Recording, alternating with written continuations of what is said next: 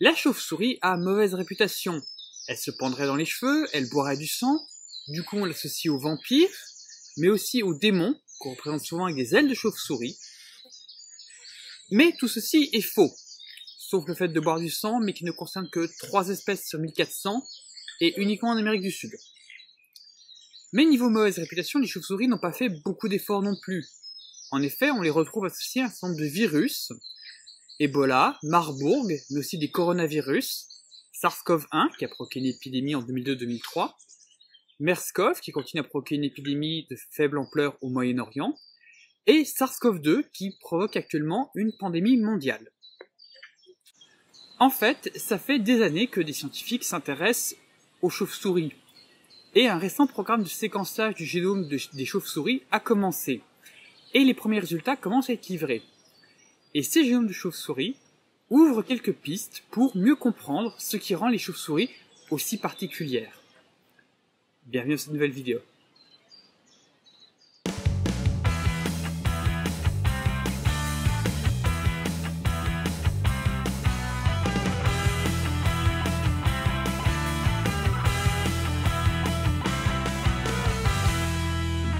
Les chauves-souris, ou plus scientifiquement l'ordre des chiroptères, sont des mammifères.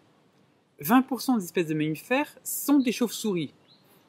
Mais les chauves-souris sont des mammifères très particuliers, puisqu'en effet elles sont capables de vol actif, c'est-à-dire propulsées par leurs ailes. Là où les mammifères sont au mieux capables de se planer, comme par exemple les écureuils volants, qui ne volent pas, puisqu'en fait ils planent, et qui en fait ne sont pas vraiment des écureuils, c'est vous dire s'ils sont mal nommés. Les ailes des chauves-souris sont très adaptables, ce qui leur permet de voler dans différents environnements, y compris des environnements étroits ou encombrés.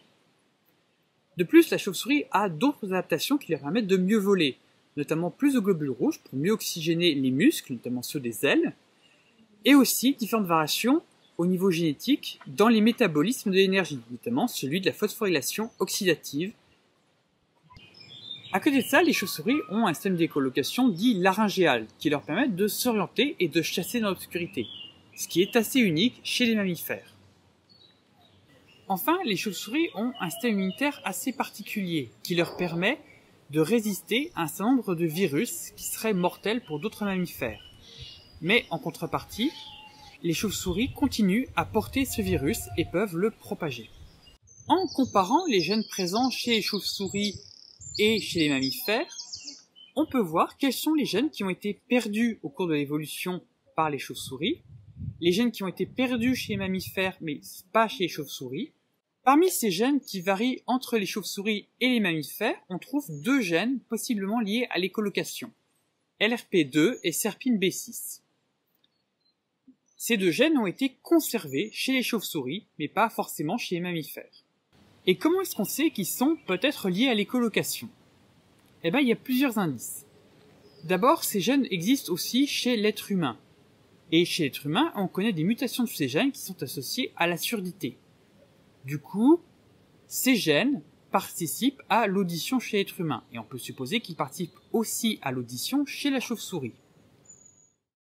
De plus, ces gènes portent des mutations spécifiques aux chauves-souris avec quelques variations chez les chauves-souris de famille des Pteropodidae qui ont une bonne vision, un bon odorat et une écholocation moins développée que les autres chauves-souris.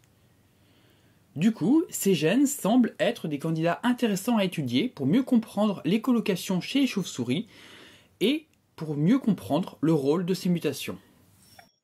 Par contre, avec ce qu'on a sur les gènes liés à l'écholocation chez les chauves-souris, on peut en déduire des choses, notamment sur comment l'écholocation est apparue. En fait, il y a 2 grandes hypothèses. La première hypothèse, c'est que l'écholocation est apparue chez un ancêtre commun à toutes les chauves-souris, puis a été partiellement perdue chez la famille des Pteropodidae. L'autre hypothèse était que l'écholocation est apparue dans chacun des groupes des chauves-souris, indépendamment les uns des autres. Mais comme les gènes liés à l'écholocation sont partagés entre toutes les chauves-souris, on va plutôt vers la première hypothèse, celle d'une apparition de l'écholocation au cours de l'évolution chez un ancêtre commun à toutes les chauves-souris. Ensuite, l'écholocation a été partiellement perdue chez les Pteropodidae. C'est en tout cas l'hypothèse la plus parcimonieuse, vu les résultats, probablement donc la meilleure. Au niveau de la recherche, il y a un grand intérêt pour étudier le système immunitaire de la chauve-souris. En effet, la chauve-souris est un réservoir pour de nombreux virus qui passent ou sont passés de la chauve-souris à l'être humain, directement ou indirectement. Ce processus, c'est ce qu'on appelle une zoonose. Il n'est pas spécifique aux chauves-souris, mais les chauves-souris sont responsables d'au moins 8 virus qui sont passés une ou plusieurs fois de la chauve-souris à l'être humain. Il y a d'abord des coronavirus, SARS-CoV-1, qui a provoqué une épidémie en 2003, MERS, et SARS-CoV-2, qui provoque actuellement une pandémie. Il y a aussi Ebola, qui passe régulièrement de la chauve-souris à l'être humain, et enfin, d'autres virus moins connus, comme Marburg, un virus proche d'Ebola, Nipah et Hendra, et enfin Sosuga, le moins connu des 8, parce qu'il n'a contaminé qu'une seule personne. Il est à noter que tous ces virus sont des virus ARN, les virus ARN étant surreprésentés dans les zoonoses, tout comme les chauves-souris sont surreprésentés dans les animaux à l'origine des zoonoses. Pourtant, ces virus ne rendent pas malades les chauves-souris. Par exemple, en laboratoire, on a infecté Rosetus aegypticus avec le virus de Marburg, dont elle est un des réservoirs naturels. Le virus se développe et finit par être éliminé de son sang au bout de 3 semaines. Et pendant ce laps de temps, les chauves-souris ne sont pas malades. On n'observe pas de perte de poids, pas de symptômes, et surtout pas de réaction inflammatoire. Du coup, la chauve-souris s'est débarrassée du virus sans avoir présenté aucun symptôme clinique, ni aucune trace de réaction immunitaire.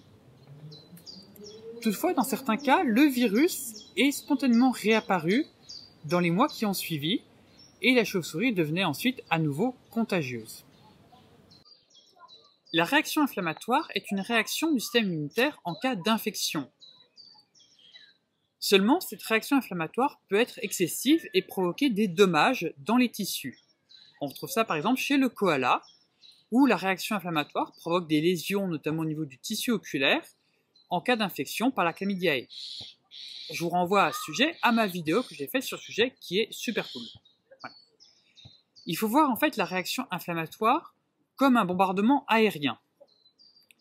Ça peut provoquer des dommages collatéraux. Et dans le cas de la réaction inflammatoire, les dommages collatéraux peuvent être très importants quand la réaction inflammatoire s'emballe. Chez les chauves-souris, la réaction inflammatoire en réponse à un virus semble être très faible, voire absente. Même quand on injecte aux chauves-souris des fortes doses de virus. Et en fait, quand on observe les génomes, on voit que les gènes liés à l'immunité ont évolué différemment de ceux des autres mammifères. Je ne vais pas vous faire un inventaire complet, mais je vais vous en proposer quelques exemples. RIG1 est une protéine qui va détecter les ARN étrangers dans la cellule, typiquement les ARN de virus, et va se lier à eux. La protéine va s'activer et migrer dans la cellule pour activer des molécules importantes pour initier les réactions immunitaires, les interférons. Les interférons, une fois activés, déclenchent une série de mécanismes et initient la transcription de certains gènes en lien avec l'immunité pour répondre à l'infection. Chez les chauves-souris, les gènes activés varient par rapport à l'être humain, les interférons activant moins les gènes liés aux réactions inflammatoires chez la chauve-souris. On a aussi montré que chez certaines chauves-souris, les interférons sont produits en permanence en petite quantité, ce qui permet à la chauve-souris de maintenir son système immunitaire prêt en permanence à répondre à une infection.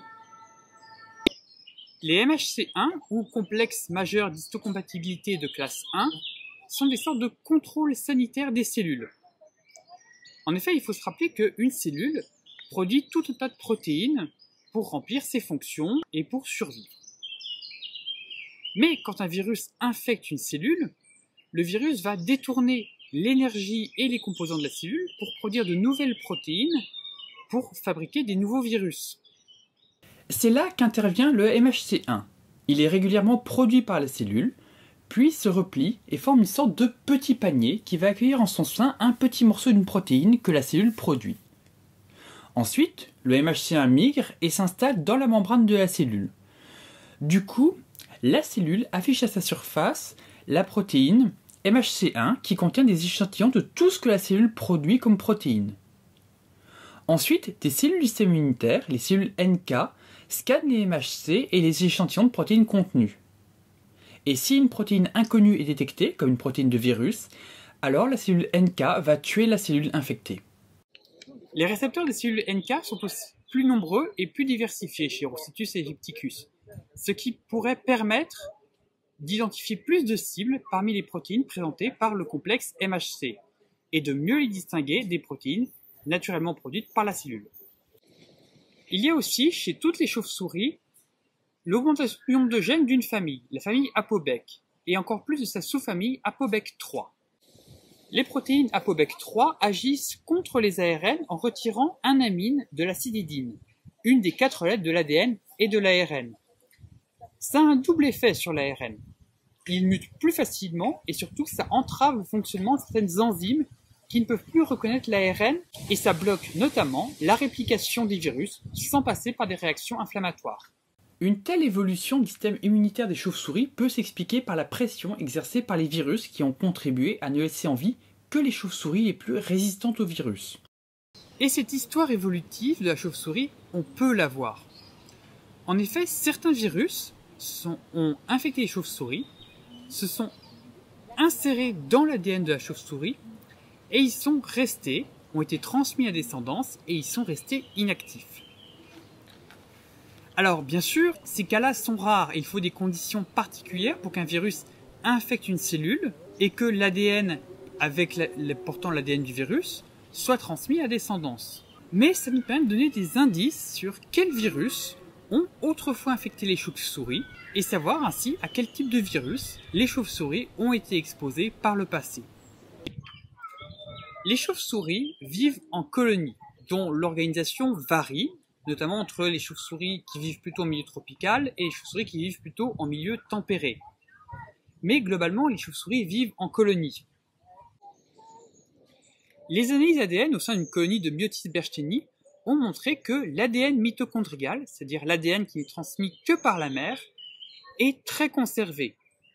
Ce qui indique que les femelles restent toute leur vie au sein d'une même colonie, tandis que les mâles changent plus facilement de colonie. Ce qui suggère que les femelles restent beaucoup plus au sein d'une colonie, tandis que les mâles changent plus facilement de colonie.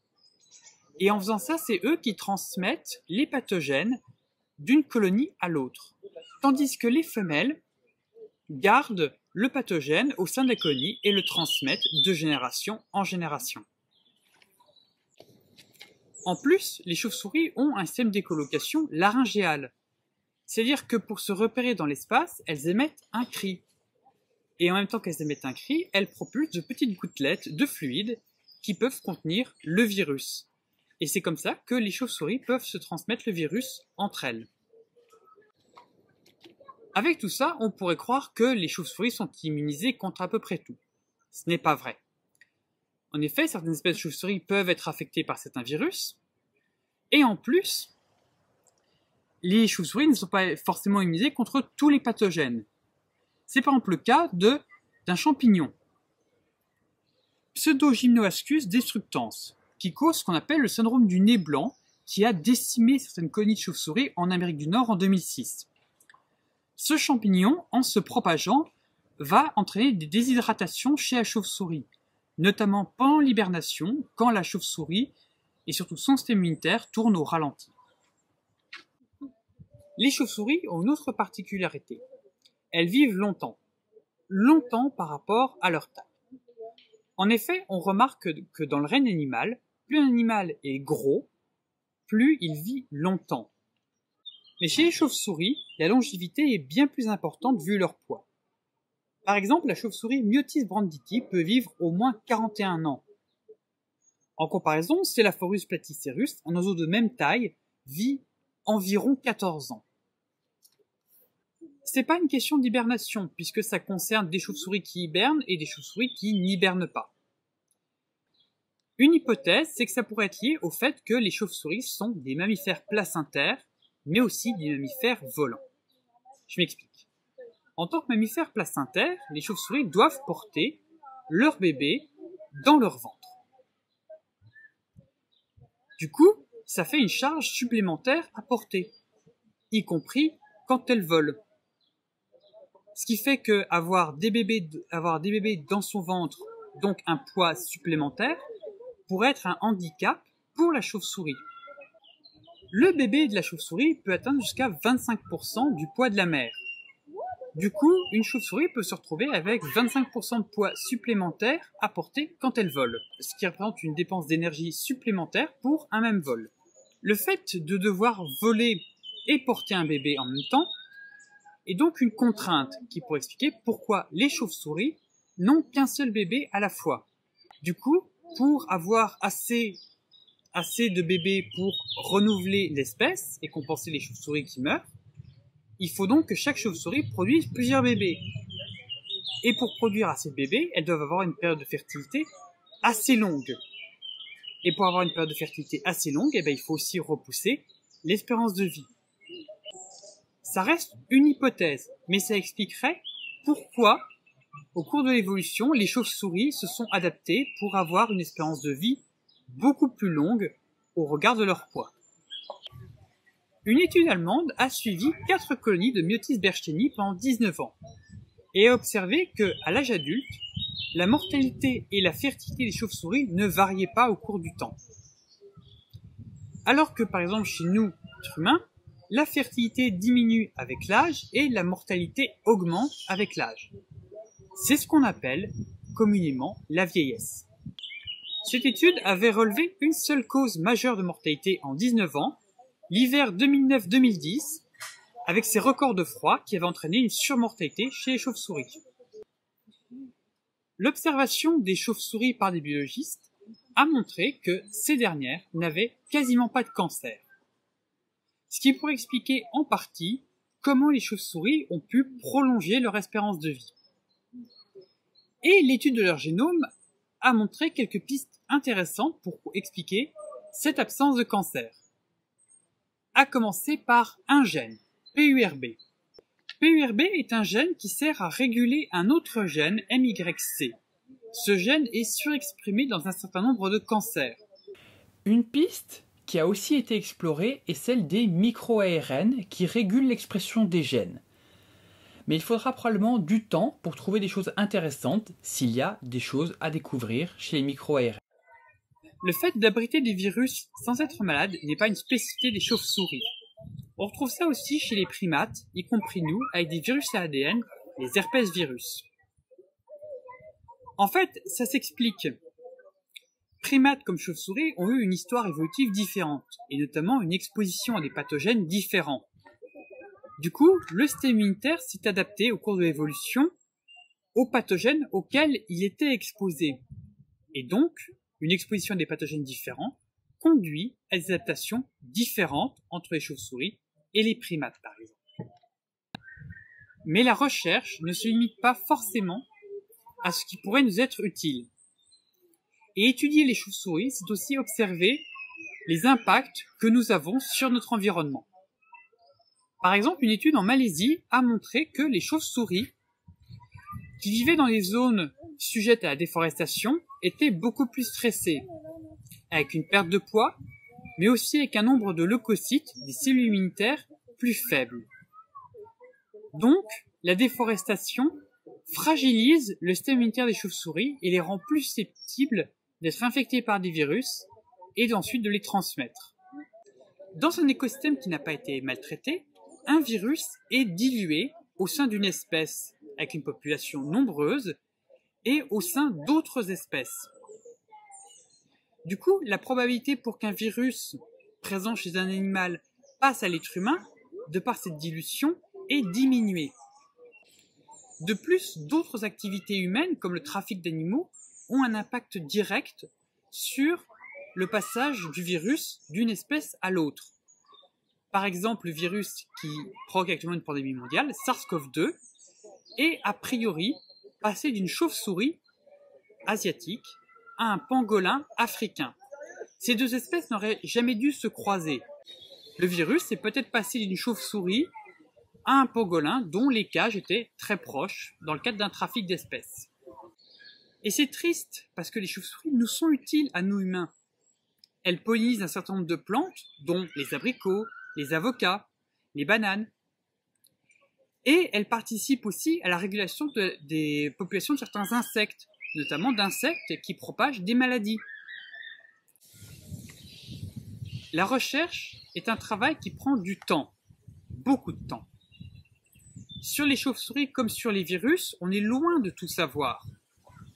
Mais on peut déjà prendre ce que l'on sait pour empêcher l'émergence de nouveaux virus par nos comportements et pour protéger les chauves-souris. Merci beaucoup d'avoir regardé cette vidéo. Donc n'oubliez pas de laisser un pouce bleu, n'hésitez pas à la partager pour me soutenir. Pareil, laissez des commentaires, voilà. Je vous remercie beaucoup de continuer à me suivre et continuer à me regarder. Et je tiens à remercier les gens qui m'ont aidé par la discussion et par leur relecture. J'ai malheureusement pas noté vos noms, donc ils sont notés en bas, là, voilà. Et je mettrai en description, donc déjà mes sources, mais aussi tout un tas de documents. Je vous mettrai le nom d'un musée sur la chauve-souris qui est très intéressant. Des documents, des émissions, tout un tas de choses très intéressantes pour si vous voulez continuer à vous intéresser sur le sujet. Merci beaucoup, à la prochaine!